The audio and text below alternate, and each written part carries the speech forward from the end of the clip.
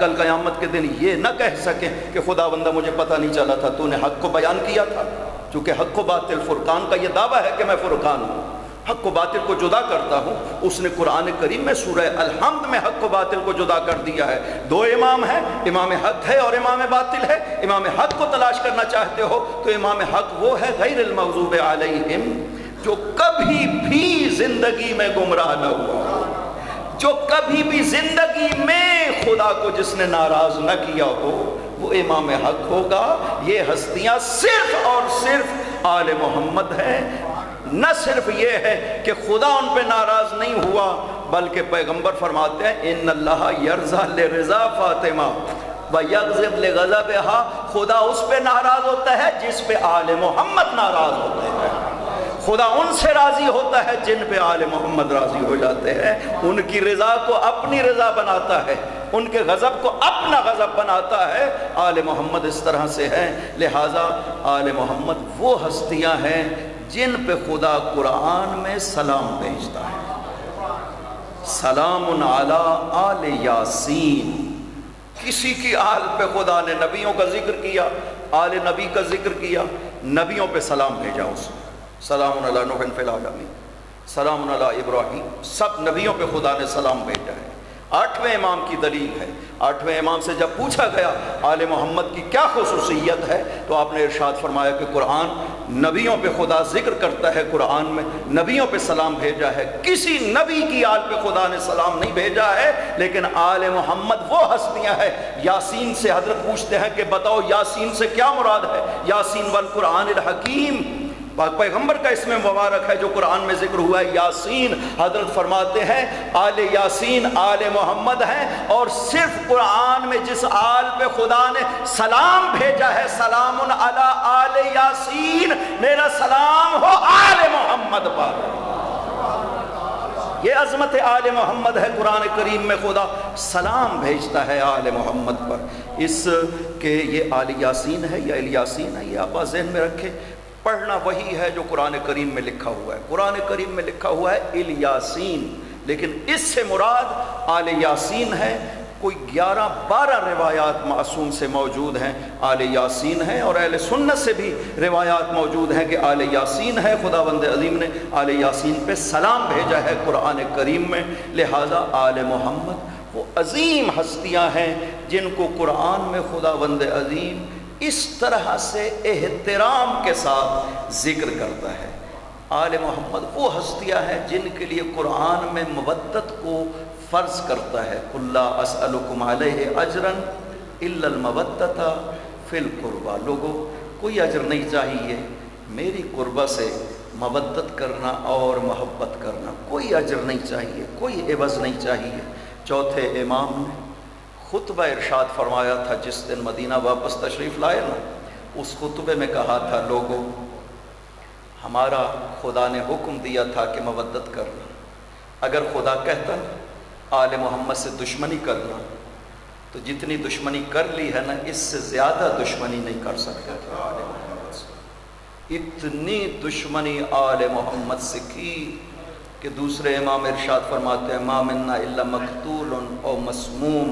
ہر امام ہم میں سے یا تلوار سے قتل کیا جائے گا یا زہر سے مارا جائے گا.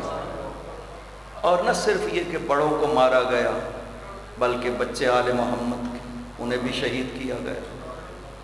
قتل کرنے کے بعد لاشوں پہ گھوڑے دوڑائے گئے، سروں کو کاٹا گیا، جنازوں کو بغیر غسل و کفن کے چھوڑ دیا. مسلمانوں کبھی سوچا تو کرو کہ یہ آل محمد کے بچے ہیں نا، یہ آل محمد کے جوان ہیں جن کی لاشوں کو دفن کرنے والا کوئی نہیں تھا. کیا قصور تھا؟ صرف اس لیے کہ آل محمد تھے. ابن عباس بیان کرتے ہیں پاک پیغمبر نے ایک دن نماز ظہر پڑھائی، نماز کے بعد رخ کیا لوگوں کی طرف اور موعظہ شروع کیا. اسی اثناء میں حسن و حسین مسجد میں داخل ہوئے. پاک پیغمبر نے امام حسن کو دائیں زانوں پہ بٹھایا، امام حسین کو بائیں زانوں پہ بٹھایا اور امام حسن کے ہونٹوں کے بوسے لینا شروع کیے. بڑی دیر تک حسن کے ہونٹوں کو بوسے لیتے رہے. اس کے بعد جب متوجہ ہوئے نا حسین کی طرف، تو حسین کے ہونٹوں کے بوسے نہیں لیے، حسین کے گلے کو چومنا شروع کیا۔ شہزادے جب رخصت ہوئے، حسین گئے ماں کے پاس، ماں سے عرض کیا اماں میرے خوشبو سونگے نا میرے منہ سے؟ بی بی نے سونگا، کہا بیٹا مجھ کو عنبر سے زیادہ خوشبو آ رہی ہے۔ کہا اماں پھر کیا وجہ ہے کہ نانے نے بوسے لیتے ہوئے فرق کیوں کیا ہے ہمارے بیچ میں؟ اماں بھیا حسن کے ہونٹوں کے بوسے لیتے رہے، اماں جب میرے بوسے لینے لگے نا تو میرے ہونٹوں کے نہیں لیا، اماں میری گردن کے بوسے لیتے تھے۔ اماں یہ نانا نے فرق کیوں کیا؟ بی بی نے حسین کی انگلی کو پکڑا، تشریف لے آئی بابا کے پاس، سلام عرض کیا بابا حسین یہ سوال کا جواب چاہتے ہیں کہ آپ نے دونوں شہزادوں میں چومنے میں یہ فرق کیوں کیا ہے؟ کہا بیٹی آپ برداشت نہیں کر سکو گی۔ کہا بابا آپ بیان کریں نا، حسین مطمئن ہو جائیں گے۔ کہا بیٹی میں نے حسن کے ہونٹوں کے اس لیے بوسے لیے کہ حسن کو زہر دی جائے گی، میرے حسن کا جگر کٹ کٹ کر کے منہ سے باہر آئے گا بیٹی، اور بیٹی میرے حسین کے گلے پہ 12 ضربے لگیں گے، میرے حسین کے گلے کو کاٹا جائے گا، اس لیے میں حسین کے گلے کے بوسے لے رہا تھا جہاں پہ قاتل کا خنجر چلے گا۔ بی بی نے سوال کیا بابا یہ مدینہ میں ہوگا یا مدینہ سے باہر؟ کہا بیٹی مدینہ میں ہوگا، کربلا ایک جگہ ہے وہاں پہ میرا حسین ذبح کیا جائے گا۔ سوال کیا بابا آپ موجود ہوں گے؟ کہا نہیں بیٹی میں نہیں ہوں۔ کہا بابا علی؟ کہا نہیں۔ حسین کے بھیا حسن؟ کہا نہیں بیٹی وہ بھی نہیں ہوں گے۔ آخر میں پوچھا بابا میں؟ کہا نہیں بیٹی تو بھی نہیں ہوگی۔ جب یہ کہا نا تو بی بی نے سوال کیا بابا میں یغسلہ و میں یکفنہ، بابا یہ تو بتائیں میرے حسین کو غسل و کفن کون دے گا؟ جب یہ کہا تو رسول نے جو جملہ کہا پتہ نہیں ماں کیسے برداشت کر سکی۔ رسول نے کہا نہیں بیٹی تیرے حسین کو کوئی غسل و کفن نہیں دے گا، 3 دن تک لاش حسین کربلا کی کرم ریت پر پڑی رہے گی۔ ہاں بیٹی ہم میں سے کوئی نہیں ہو، کہاں ہوگا نا ایک مظلوم کی بہن تو موجود ہوگی، مظلوم کا بیٹا بھی موجود ہو، لیکن بہن وہ ہوگی جس کے ہاتھ پس گردن بندھے ہوئے ہوں گے، بیٹا وہ ہے جسے زنجیروں میں جکڑا ہوا ہوگا، اور میرے حسین کو کوئی غسل و کفن نہیں دینے والا ہوگا۔